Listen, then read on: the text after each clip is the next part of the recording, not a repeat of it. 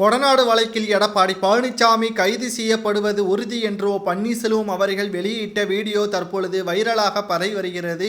சுமார் 2016ஆம் ஆண்டு கொடநாடு பங்களாவில் நடந்த கொலை மற்றும் கொள்ளை சம்பவங்கள் குறித்து இதுவரை எந்த ஒரு நடவடிக்கையும் மேற்கொள்ளவில்லை என்று பன்னீர்செல்வம் அவர்கள் குற்றச்சாட்டுகளையும் முன்வைத்திருந்தார். மேலும் திராவிட முன்னேற்ற கழகம் ஆட்சி அமைந்தால் 3 மாதத்தில் கொடநாடு சம்பவம் குறித்தான அனைத்து தகவல்களையும் குற்றவாளியையும் கைது செய்வோம் என்று வாக்குறுதிகளை கொடுத்த முதல்வர் ஸ்டாலின் அவர்கள் தற்பொழுது 3 ஆண்டுகள் முடிவடையும் நிலையில் இன்று வரை அதன் வழக்கு என்னாச்சு என்ற கேள்விகளையும் பன்னீர்செல்வம் அவர்கள் எழுப்பியிருந்த நிலையில் 3 நாட்களுக்கு முன்பாக பன்னீர்செல்வம் அவர்கள் பிரதமர் நரேந்திர மோடி அவர்கள் திருச்சிக்கு வரும்பொழுதே அனைத்து ஆதாரங்களையும் அடங்கிய கடிதம் ஒன்றை கொடுப்பேன் என்றும் கூறியிருந்தார். சொன்னபடியே பன்னீர்செல்வம் அவர்கள் திருச்சிக்கு எடப்பாடி பழனிசாமி அவர்களுக்கு எதிராக பிரதமர் நரேந்திர மோடி அவர்களுக்கு கடிதங்கள் மூலமாக கொடநாடு வழக்கு மற்றும் டெண்டர் முறைகேடு ஊழல் சம்பந்தமான அனைத்தும் ஆதாரத்துடன் கொடுத்த நிலையில் தற்பொழுது சிபிஐ துறையினர்கள் கொடநாடு பங்களா குறித்தான விசாரணையை மீண்டும் முதலிலிருந்து எடப்பாடி பழனிசாமி அவர்களிடம் இருந்து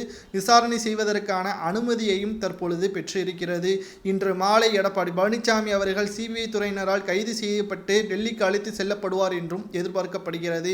மேலும் இவருக்கு ஆதரவாக இருக்கக்கூடிய முன்னாள் அமைச்சர்கள் KP முனுசாமி, தங்கமணி, வேலுமணி இவர்களும் கைது செய்யப்படலாம் என்றும் தகவல்கள் வெளியாகி இருப்பதால் அதிமுகவின் தொண்டர்களுக்கிடையே அதிருப்தி ஏற்பட்டிருக்கிறது. மீண்டும் அதிமுகவின் தலைமை பன்னீர்செல்வம் அவர்களுக்கு வரும் என்றும் KP முனுசாமி அவர்களிடம் இருந்து உண்மைகளை பெற வேண்டும் என்பதற்காக KP முனுசாமி அவர்களும் குற்றவாளி என்று வைத்திலிங்கம் அவர்கள் கூறிய வீடியோவும் தற்பொழுது இணையதளங்களில் வைரலாக பரவி வருகிறது.